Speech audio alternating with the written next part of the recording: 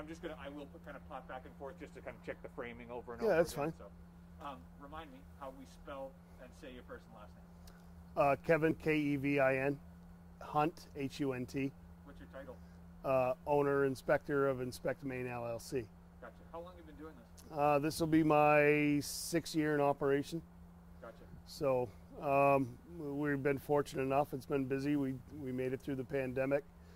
This market's allowed me to actually hire employees and expand. So we're doing good, and we're looking forward to the future and whatever that holds. How'd you get into home inspection? I had a background in the trades. I started as a mechanical drafter, architectural design in high school. I became an electrician at SMTC here in South Portland, and worked at the Maine Mall for a bunch of years doing electrical work commercially, and then after a while transitioned to home building and stuff like that. So I've got experience in the trades, and for a while I tried something else, and this seemed like a logical transition back into kind of the trades and the housing market. Can I ask you a question? Do you have your where's the little box I gave you? My back pocket. Do you have anything else in your back pocket, like a cell phone? No. Well, this one I do. You mind putting that up on the truck Nope. for a second? I think I'm hearing a little bit of... Nope. I'm going to ask you a stupid question. Can you put it in your vest Sure. pocket? I think it might be just... It's trying to connect to this. Okay. Tell me what you're going to have for lunch today. Cheeseburger. That's perfect. Okay, great. Sorry, that's much better. Take a tiny step this way. That's perfect. Thank you. I don't want to waste your time, and I want to do it right the first time. I don't want to say, oh, the audio was bad. Can you do it again? Yeah. So you belong to Maine Chips, right? Can you tell me what that is and what the organization's about? So Maine Chips is the Maine Coalition of Home Inspectors, and what it is, it's a group of home inspectors in the state of Maine. We get together and we do continuing education. We talk about things that are going on in the market. And we're working with lobbyists and things like that, moving forward as far as licensure and things like that for the home inspectors. There was a bill that was put in, it was LD 671 with the state of Maine. They're looking to license home inspectors. For a while we were all encouraging, that to move forward. And from what I understand now, the bill is in sunrise review at the state level, trying to get licensure or get passed, so home inspectors do have that licensure. What does CHIP stand for? The Coalition of Home Inspectors. Oh, okay. Yeah. And so there is no licensure right now in the state of Maine. There is not. There's no licensing for builders, home inspectors. Electricians and plumbers are basically about the only licensed trades in the state of Maine.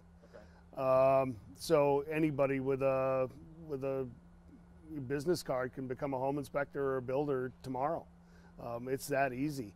So if you are in the market for a home inspector, I would certainly advise anybody to do their due diligence and go to a national organization like ASHI or InterNACHI, go to the Maine Chips, and make sure that your inspector is qualified, has taken the National Home Inspectors exam and passed that, done some type of home inspector training, and does continuing education on a regular basis.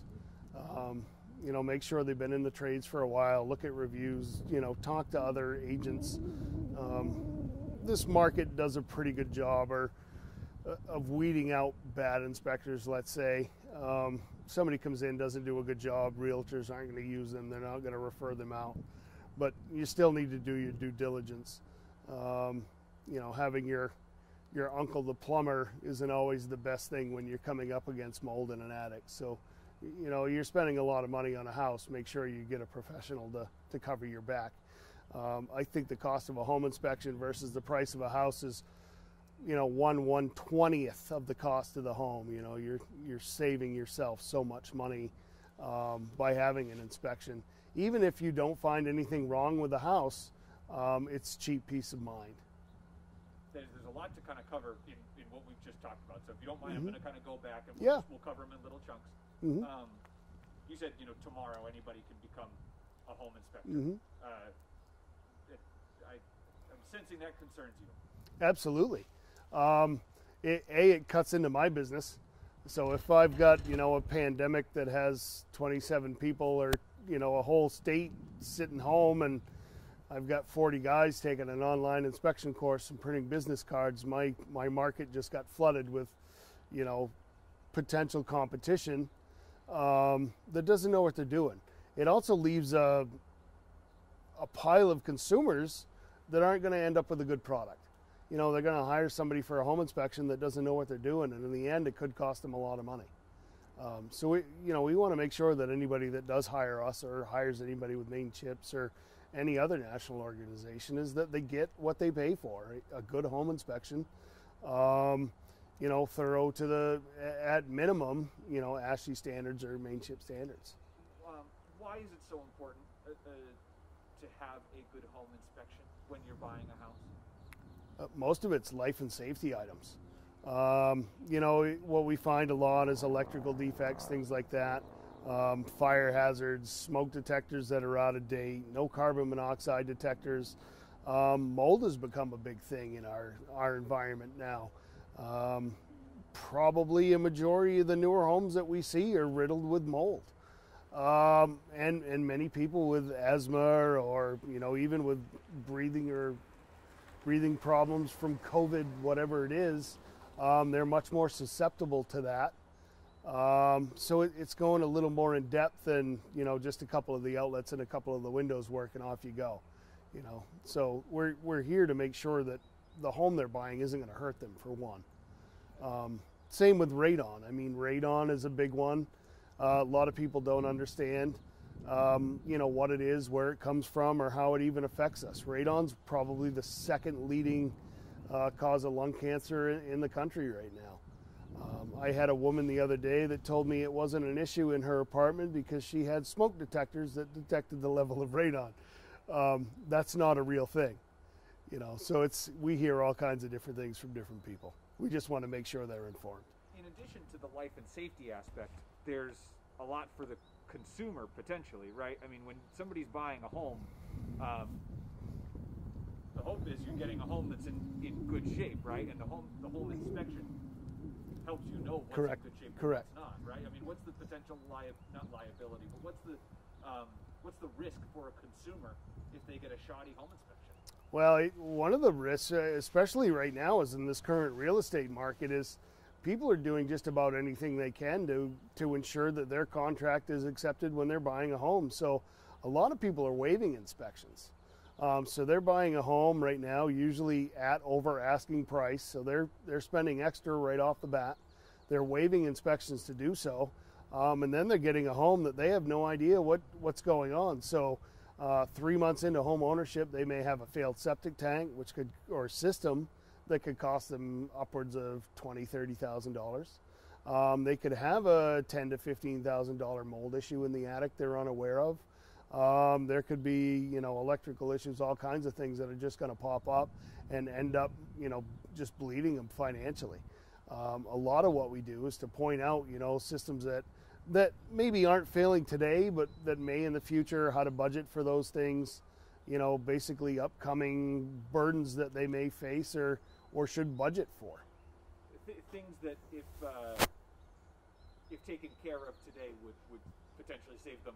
Oh, absolutely. Absolutely. If you, we were in a house the other day and the roof was leaking. The woman that owned the house had no idea the roof was bad. It caused a bunch of water damage in the garage, and the whole exterior wall was completely rotted. So it was structurally unsound. No one had any idea of that until we got there. So there'd been several trips to the house. The seller had no idea what was going on, and she parks the car in front of that rotted spot every day. So, you know, there's hidden things sometimes or most often than not, that we find. The amount of home inspections that we do each year, I can't recall a home that we've left with 0 defects. I mean, there's always some, and they range from, you know, minor outlets don't work to a GFI that isn't in place to mold, or a deck structure that's about to fall off the house. So there's quite a wide range of what we're going to find. But these are things that, I mean, are you encountering things in a home inspection that you would tell a potential buyer, wait a minute, this house, you should not buy this? Well, as an educated consumer, they're going to hire us to find out the condition of their home. We're going to tell them what it's going to look like financially, what type of burden it is. It's going to be up to them whether or not they want to proceed to purchase the house or not. Gotcha. Okay. You know, I want to kind of go back a little bit to talk more about the licensure a little bit, if that's okay with you. Sure. We talked. I think we've already covered why it's important, right? Because anybody could potentially become a home inspector. What's your opinion of the state not regulating it at this time? Not regulating home inspections and home inspectors? Well, I mean, I don't know that anybody likes regulation, but I can certainly understand it. It's going to protect the consumer for one. It's also going to generate revenue for the state. And I have no problem paying for a license. It lets anybody know that hires me, I've done my due diligence, I've done the education, I'm continuing to do my education, and we're in business, you know, to stay in business. As far as not regulating it, you know, it just blows the standard apart. You know, there's no real end of the spectrum. You know, the standards of practice will vary tremendously, and people that don't belong to a national organization or even a local one aren't going to have that minimum standard. You know, they may come in and say, well, the roof doesn't leak and we don't see any water on the floor, you're good to go. And then 3 days later, the house burns down because they missed some wiring in the attic. So, you know, it's both sides of the coin. Nobody likes to be, you know, watched all the time, but on the other hand, it'd be nice to have a competent standard to work with. Well, and from the consumer side of things, there's kind of that concept of if my home inspector that I'm trusting to come in and look at this house and evaluate it for me misses something really big, there's nothing that I, as the home buyer, can do to say, hey, you missed this. What the heck, right? There is, and you know, look at your contract with your home inspector. Look at that up front. Any reputable home inspector is going to have a contract right up front. It's going to discuss all of that stuff, and there are a lot of things that we can't see. If we walk into a house and it's wall-to-wall storage in boxes, we can't see the floor, we can't see the walls, we can't see the pipes and the wiring that are buried inside. You know, so there is a lot that we can't see. It is a visual inspection. We're coming in, you know, we're not opening things up and tearing things apart. We're going to do our best to make sure you're buying the right product. Are there things that we can't see? Absolutely. Do we mention that? Most likely. It's going to be in our contract and also in our standards of practice. But I also noticed that you guys had things like the thermal cameras. I mean, I know that you can't see through the wall, right. But you have ways of it helps. Trying to at least get at some of the things you can't see. Right. There's all kinds of new tools and gadgets that let us go a little bit deeper. You know, like the infrared's a great one. It shows us heat sources, cold sources, water leaks, energy loss. There's a bunch of extra things that we can do with that equipment. And that's all outside the scope of a home inspection. So if you have an inspector that brings those things to an inspection, he's adding value to your inspection. He's exceeding those standards of practice. And those are the kind of, you know, guys that you want to have in your home. Somebody that's there working for you and not the agent. That's one thing we say, you know, to most of our clients is, we're happy your agent referred us. We don't work for them, we work for you. Have you ever heard of a situation where agents, you know, are required to use, or a buyer might be required to use a certain home inspector? Most agencies have multiple inspectors that they will refer. I'm sure there's some that have a favorite. You know, one guy writes a smaller report, or this one's easier to read, or you know, this guy comes, he's only there an hour, where the other guy might be 6. It's all over the spectrum, so it's going to depend on the agency that they use and whatever their preference is or procedure. You ever hear instances of like nepotism or something like that? I'm sure it happens, but I'm not aware of particular situations. Well, and I don't need to get into particular situations. I guess my last big question for you is, you know, what's your advice to potential buyers on this crazy market? I have buyers that have called me at the start of COVID, and they were buying houses sight unseen, and they were sending me in to do inspections and buying on my recommendation. I find that absolutely insane. I would never buy a house without seeing it first, or at least walking through to see if I like it. But yeah, I would advise everybody to get a home inspection. At least have us come and show you how it works, how the systems work, how to maintain it, how to turn the power on, the water off, whatever it is, how to operate your house in an emergency if you need to be. Let's make sure it's safe for you and your family. We're happy to come out and do that. As most of the guys in our industry, you know, it's not just us. So I know several other inspectors, you know, that do an excellent job, and I would refer them all the time as well. So I was asking you if there was anything else that you would want to talk about, just about the crazy market and what people should know before they go put 40, 50, 60, 80,000 over asking. Yeah, well, I mean, you know, people are spending this kind of money in it. You know, if it's a house they absolutely love and it's something that they're financially able to do, I mean, that's great. I do find that the people that waive inspections, just a lot of people that just don't understand what it is they're buying or what they're getting. Even if they've waived their due diligence or waived inspections, I still recommend they have one, at least for their own peace of mind. You know, they may be 40, 50,000 over asking, but they're going to want to know if there's still another 30, 40, 50 down the road that's going to come back and bite them. The cost of a home inspection, you know, to the 30 or 40,000 over asking is pretty minimal, and should be something that they should take care of. Just pop that off. Yeah. Say that last part one more time. Just the cost of an inspection, you know, versus the 30, 40, 50,000 over asking, you know, the few $100s they're paying for an inspection is a drop in the bucket for a little bit of peace of mind. Even if it doesn't affect the sale, I think it's something they should still do for peace of mind.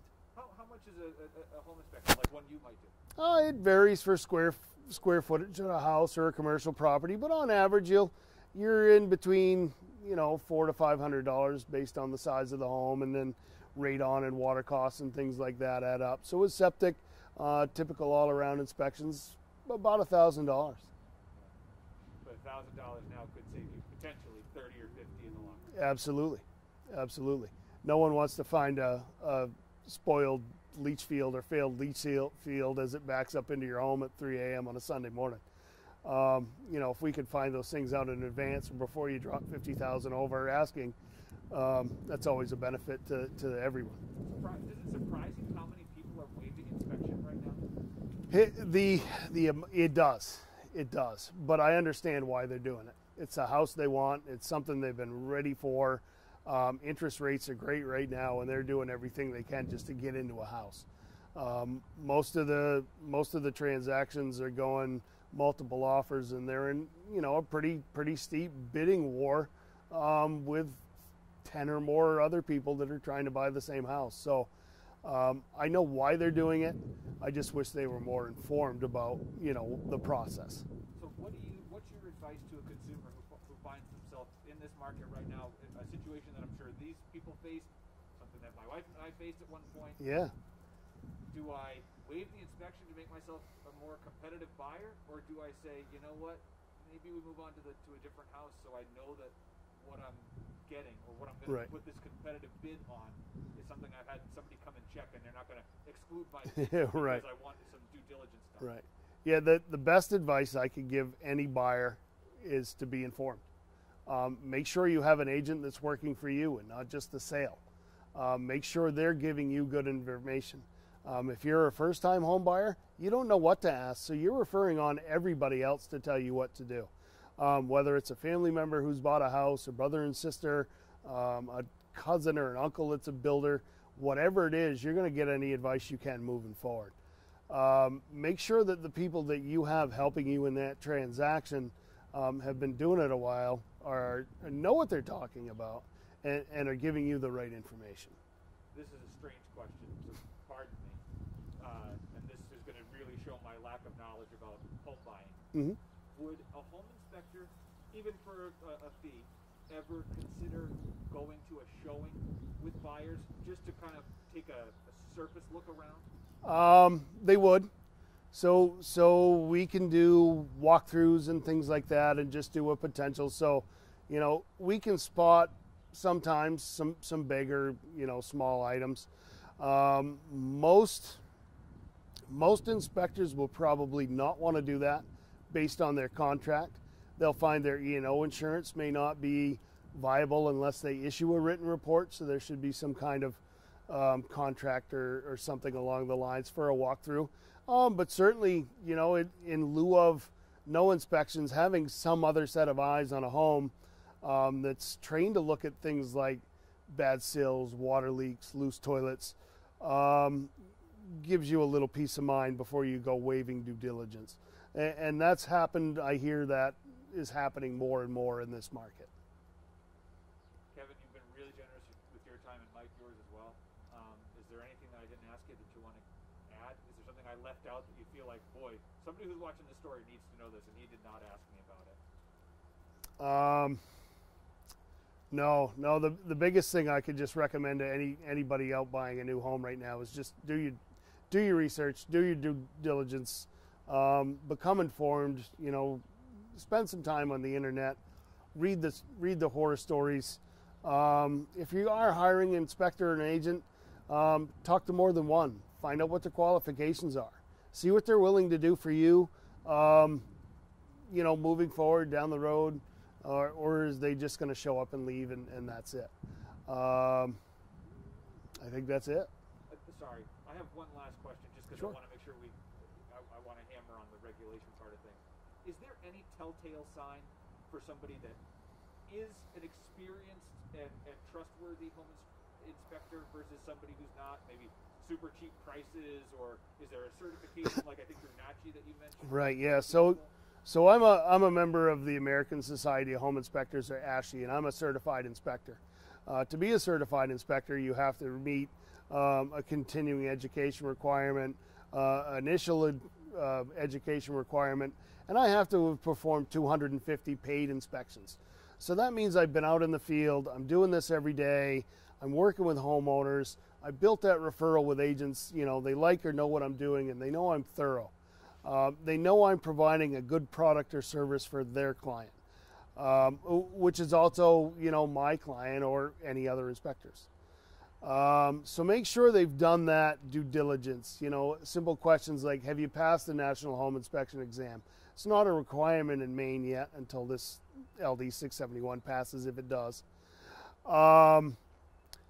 You know, I've considered getting a license in another state just to show that I have a license in another state, that I am qualified.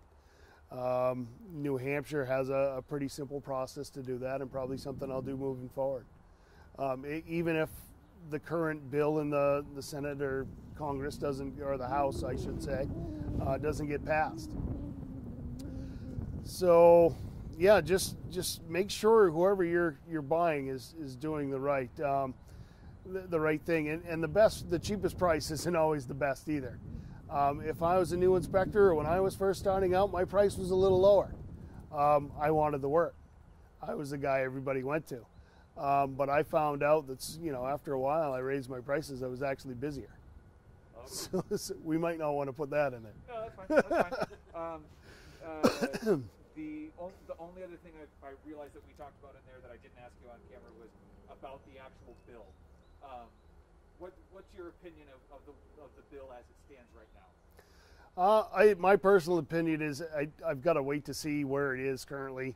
I'm not up to date with it since it's been submitted, or if there's been any changes after Sunrise review. But the general opinion that we're getting from where it stands now is it's vague. There's no or not enough regulation or disciplinary action if you don't follow the guidelines. You know, who's to say, you know, you go and you pay the fee to get a license and you make a mistake or error, how is that dealt with?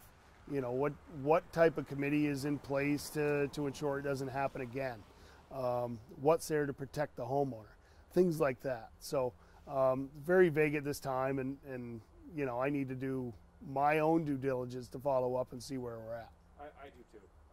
You used a phrase inside, and I can't remember what it was. If it didn't have the bill, it didn't seem like it had teeth. Right. Or meat. Yeah. There's no meat in the bill. Yeah, for sure. No meat, no teeth. Very vague, very unclear as to how they're going to move forward. It seems like they just want to have licensing to generate revenue. Well, that's great, but I mean, with the amount of home inspectors in the state, I think the staff that's required to have in place for that may exceed the licensing amount. So I think that's why it's in Sunrise Reviews, to see if it's even viable for the state to entertain. So before it gets passed, you'd like to see it have more actions that would be... Yeah, absolutely. If you are going to provide licensing, well, let's make sure you have qualified individuals that can get the license. And if so, just like anything else, I mean, you have a driver's license. If you get a speeding ticket, you get points on your license. If you get enough mistakes, you lose your license. Should be the same way. I haven't seen anything that, that follows those guidelines that see license revocation or anything like that. I think you nailed it. Okay. Did we leave something out? I don't think so. All right, sweet. You guys, Good. You gave me